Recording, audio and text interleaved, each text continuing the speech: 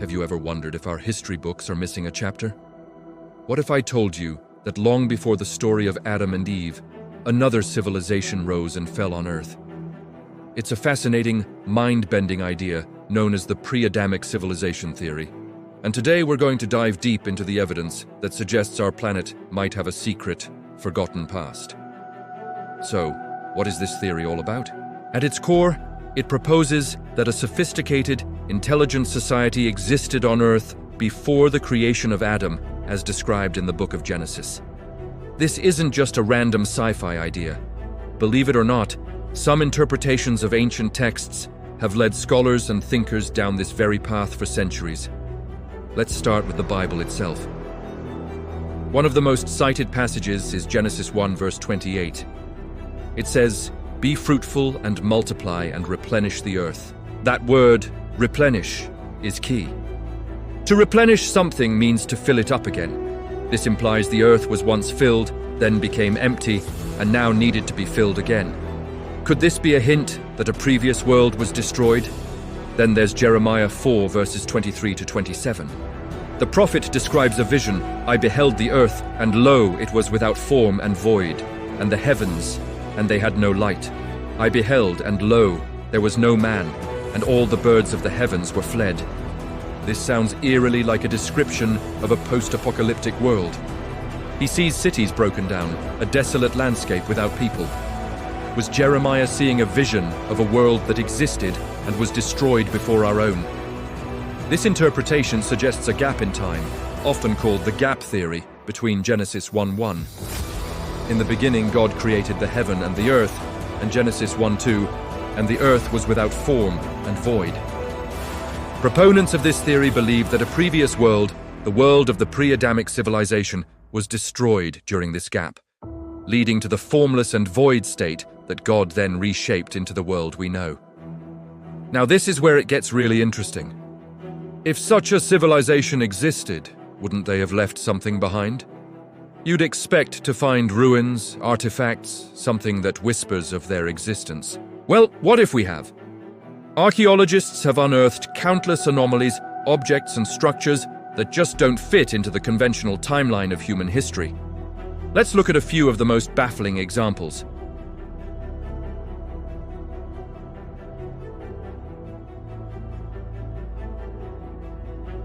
Now, according to standard history, humans capable of smelting iron didn't exist until the Iron Age, just a few thousand years ago.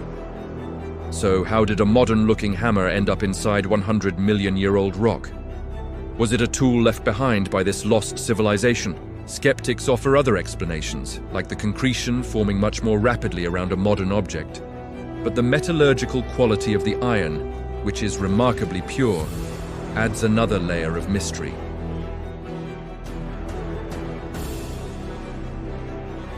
This incredible complex consists of massive T-shaped stone pillars, some weighing up to 20 tons, arranged in large circles.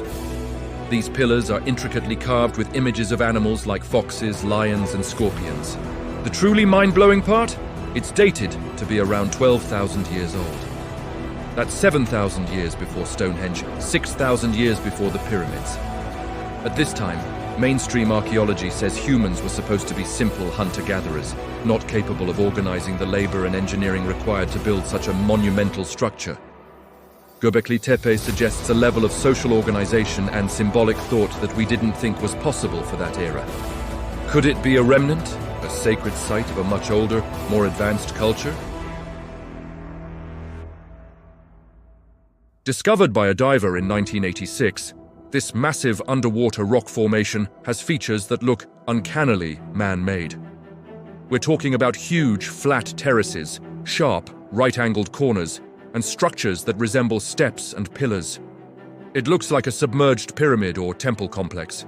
Some geologists argue it's a natural formation, a result of sandstone fracturing along natural plains. But many others, including some marine geologists, are convinced it was carved and shaped by human hands. If it is man-made, its submersion would date it back to the end of the last ice age, over 10,000 years ago, when sea levels were much lower. Who could have built such a sophisticated structure at that time? These are just a few examples of what are known as out-of-place artifacts, or OOPArts. From ancient batteries found near Baghdad to intricate maps showing Antarctica without its ice cap, the list goes on and on. Each one, on its own, might be explainable. But when you look at them all together, they start to paint a picture of knowledge, technology, and construction that seems far too advanced for its supposed time period. So, what could have happened to this pre-Adamic civilization? If they were so advanced, where did they go? The biblical texts we mentioned earlier hint at a cataclysm, a destruction that left the earth formless and void. This aligns with countless flood myths found in cultures all around the world, from the Epic of Gilgamesh in Mesopotamia to the stories of Manu in India and Deucalion in Greece. Nearly every ancient culture has a story of a great flood that wiped the slate clean. Could a global catastrophe, whether a flood, an asteroid impact, or something else entirely, have been the end of this ancient world? Such an event would explain the sudden disappearance of a civilization and why any remaining evidence would be scarce, buried under layers of sediment or submerged beneath the oceans. Perhaps Gobekli Tepe wasn't built by hunter-gatherers, but by the survivors of this cataclysm, trying to preserve their knowledge and rebuild their sacred places. Perhaps the Yonaguni monument is one of their cities, lost to the rising seas. The theory of a pre-Adamic civilization challenges our very definition of human history. It suggests a cycle of creation, destruction, and recreation. It reframes ancient myths not as simple stories, but as cultural memories of real events. And it forces us to look at archaeological anomalies, not as paradoxes to be dismissed, but as clues to be solved. Of course, this is a theory, and it exists on the fringes of mainstream science and theology. Many historians, archaeologists, and theologians would offer strong counter-arguments. They would say that the interpretation of replenish is a linguistic stretch, that Jeremiah's vision was purely symbolic, and that all the so-called out-of-place artifacts have plausible, conventional explanations.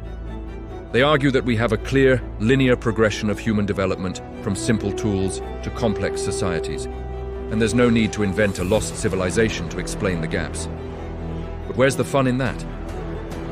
The beauty of these mysteries is that they spark our curiosity and push us to ask, what if? What if there's more to the story? What if the clues are all around us, waiting for us to piece them together? The London Hammer, Gobekli Tepe, the Yonaguni monument, these aren't just rocks and ruins. They are questions etched in stone, challenging us to rethink what we think we know.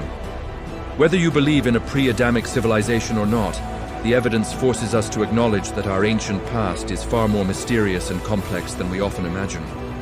There are gaps in our knowledge, artifacts that defy easy explanation, and ancient texts that hint at a much grander and perhaps more tragic story of humanity's origins. The search for answers continues, and with every new discovery, we get one step closer to uncovering the true, hidden history of our world. What do you think? Is the pre-Adamic theory a compelling explanation for these ancient mysteries, or is it just a fantastic story? Let me know your thoughts down in the comments. I'd love to hear what you think about these baffling artifacts and the idea of a lost world. Thanks so much for watching, and if you enjoyed this journey into the unknown, don't forget to like, subscribe, and hit that notification bell so you don't miss our next deep dive. See you next time.